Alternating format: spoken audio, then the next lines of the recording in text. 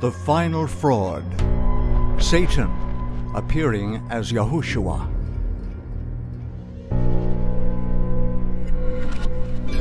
The devil has worked within the Roman Catholic Jesuit order for nearly 500 years to perpetuate one huge fabrication.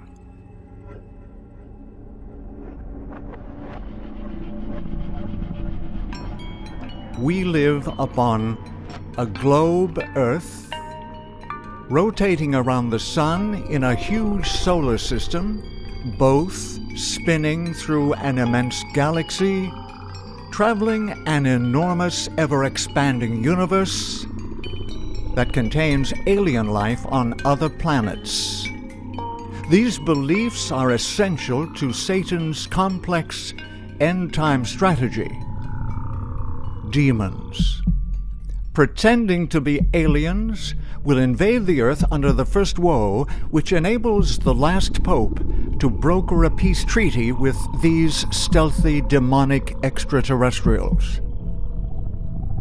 After the pope successfully halts the alien attacks, he will obtain a political appointment to head the new one-world religion. In this role, the Pope will help Satan in this final deception, pretending to be Yahushua. Satan has always wanted the worshipped you, the Creator, alone. How art thou fallen from heaven, O Lucifer, son of the morning? For thou hast said in thine heart, I will ascend into heaven, I will exalt my throne above the stars of Yahuwah. I will be like the Most High. For millennia on earth, Satan has diverted worship from the Creator to false gods of his invention, and in the final remnant of time, Satan will make it appear he is the Savior returning as promised. Satan will seek to be the completion of every religious expectation. Savior, Messiah, Promised One. All three of the monotheistic Abrahamic religions have very specific expectations for the events they believe will happen at the end of the age.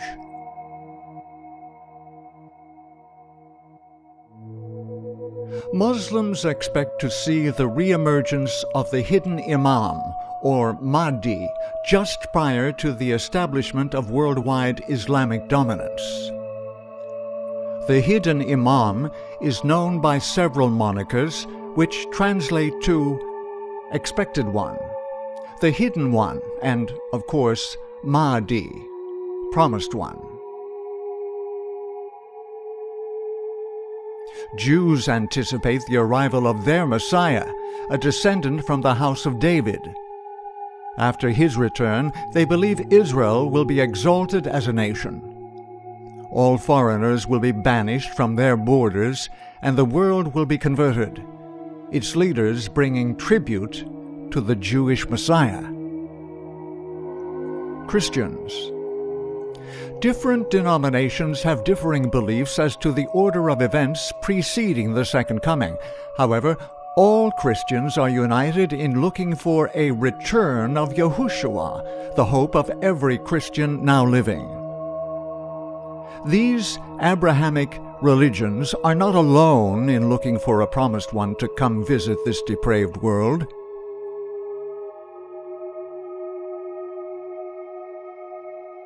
Buddhists believe after a period of great moral degeneration in society, there will arise in the world an exalted one named Maitreya, fully awakened, abounding in wisdom and goodness, happy with knowledge of the worlds, unsurpassed as a guide to mortals willing to be led, a teacher for gods and men.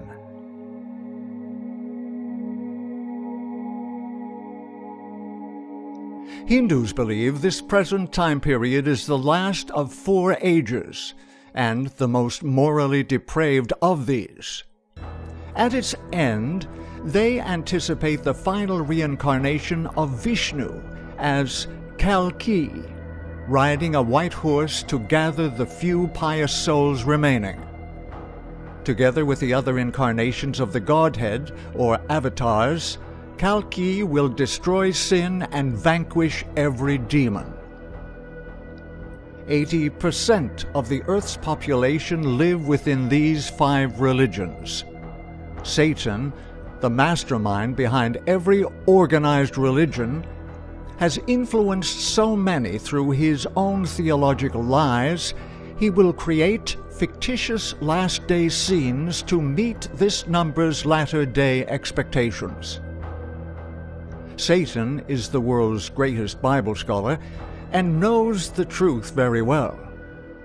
He is responsible for every incorrect view concerning the Creator and the end of the world.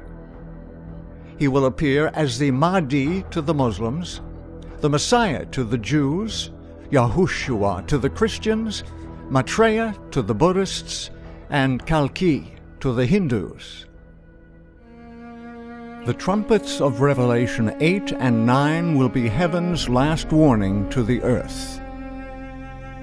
As deceptive as this sequence of events can be, we see the foundation for that which is to follow: the impersonation of the Savior by his archenemy.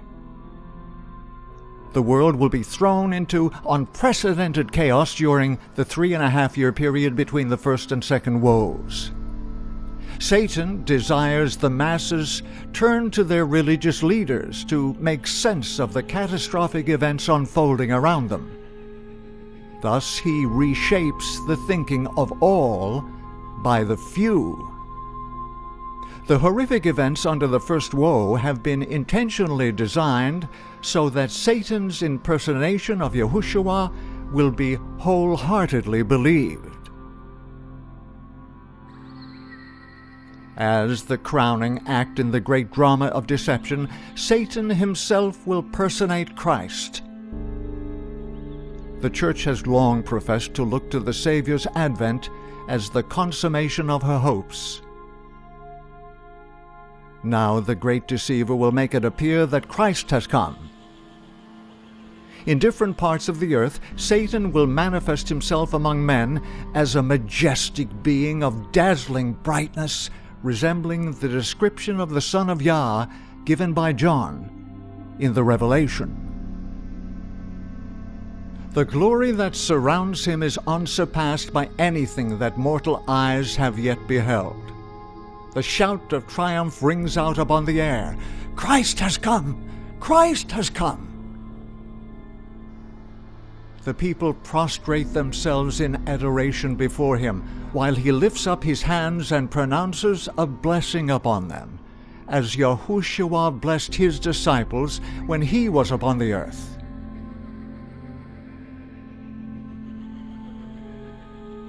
His voice is soft and subdued, yet full of melody. Satan's control of organized religions has led most followers to conclude that which he desires. They all approach their local religious leaders for instruction in what to believe, thus his lies are disseminated throughout. Leaders consult with superiors to follow the guidance of the upper hierarchs. In the near future, the Pope's influence will cross all religious boundaries, directly under Satan himself. Thus, when he appears as Christ, the Pope accepts him to conduce the world's worship of Satan as truly Savior. The leaders of all other religious bodies follow his example. The Orthodox churches will be told by their patriarchs, "This is indeed Christ." Jews will rejoice to finally receive their Messiah. Muslims will thank Allah for sending their promised one. Buddhists accept him as Maitreya. Hindus as the prophesied Kalki. Christian leaders assure their sheep the beautiful being they see, closely matching the description of Yahushua given in Revelation, is the long-awaited Savior of the world. All will insist, "This is the Christ." All who disagree are considered radicals, yet this is precisely how the people of Yah respond. Only those who have been diligent students of the Scriptures and who have received the love of the truth will be shielded from the powerful delusions that take the world captive. By the Bible testimony, these will detect the deceiver in his disguise. Are the people of Yahuwah now so firmly established upon His word that they would not yield to the evidence of their senses? Would they, in such a crisis, cling to the Bible and the Bible only? The religious hierarchy of Babylon prepares the world to worship Satan, and for this reason the clarion call goes forth, "Go out of her, my people."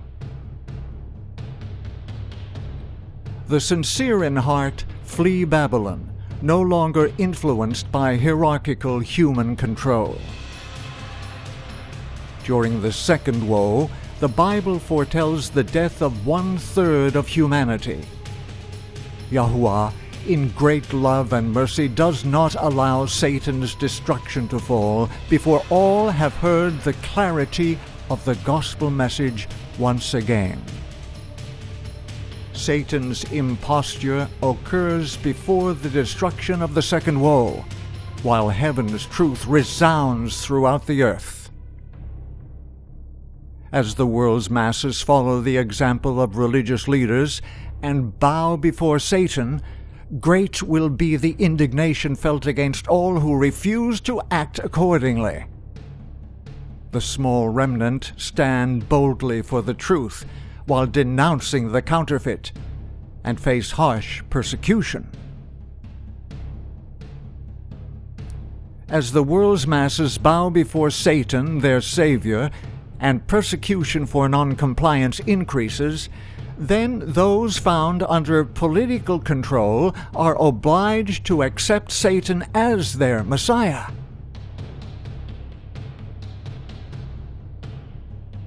In gentle, compassionate tones, he, Satan, presents some of the same gracious heavenly truths which the Savior uttered.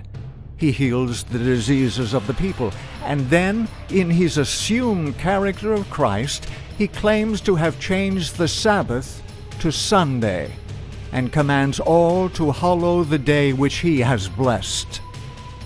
He declares that those who persist in keeping holy the seventh day are blaspheming his name by refusing to listen to his angels sent to them with light and truth. This is the strong, almost overmastering delusion.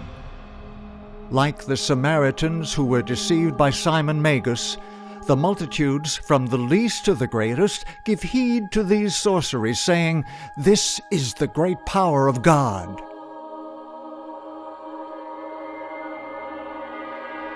It is impossible to grasp the sheer hatred felt against all who steadfastly refuse to bow to this satanic counterfeit. The desire to force compliance is driven by the fear, if all don't unite to accept the promised one, the alien invasion of the first woe might return. When humanity suffers the great losses predicted under the second woe, this will appear justified. Many will be martyred for refusing to go along with the mass hysteria, when, lending an air of believability, demons appear and impersonate prominent religious leaders of the past, including the 12 apostles, with other prophets, and the 12 Israelite patriarchs.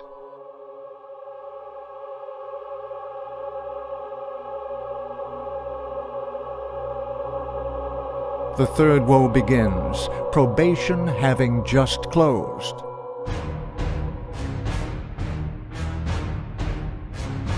All holy and righteous will remain thus, as those having persisted in rebellion against heaven are filled with a satanic zeal unprecedented in Earth's history, which steadily increases under the 7 last plagues. Satan, too, will be filled with murderous intent. If he could wipe from the earth this small remnant denouncing him as a fraud, his triumph would be complete. The malevolent impostor coerces world leaders to enact a law declaring, "All who refuse to bow and worship Christ shall be put to death." The faith of the remnant, although sorely tested, will not fail them, as with extreme spiritual thirst they remain standing in obedience to see their beloved Savior at His appearing. These shall continue to abide in peace and boundless joy, as Him who is the water they seek grasps their steadfast loving desires, and will call to wed for all eternity those who have forsaken all for Him whom they have loved. He will swallow up death in victory, and Adonai Yahuwah will wipe away tears from off all faces. And the rebuke of His people shall He take away from off all the earth, for Yahuwah hath spoken.